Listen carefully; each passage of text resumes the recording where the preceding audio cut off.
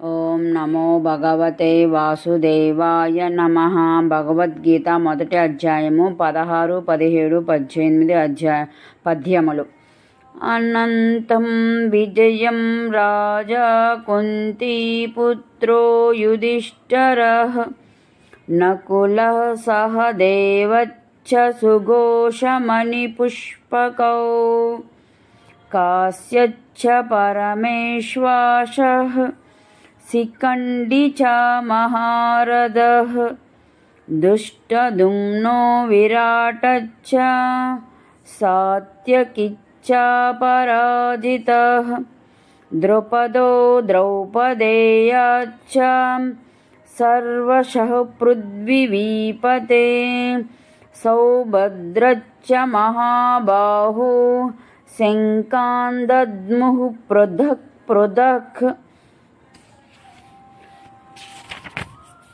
కుంతీపుత్రుడైన యుధిష్ఠిరుడు అనంత విజయమనే తన శంఖమును పూరించగా, నకులుడు సుఘోషమనే శంఖమును, సహదేవుడు మణిపుష్పం అనే శంఖమును పూరించారు.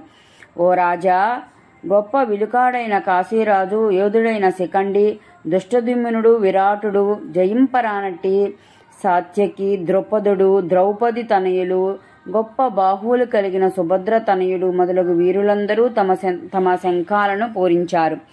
పాండుకుమారులను మోసం చేయటము, రాజ్యసింహాసనాన్ని తన పుత్రులకు కట్టబెట్టే యత్నం చేయటం అనే అధర్మ యోచన ఏమాత్రం మెచ్చదగినది కాదని ధృతరాష్ట్రునికి సంజయుడు అతి చతురతతో తెలియజేశాడు.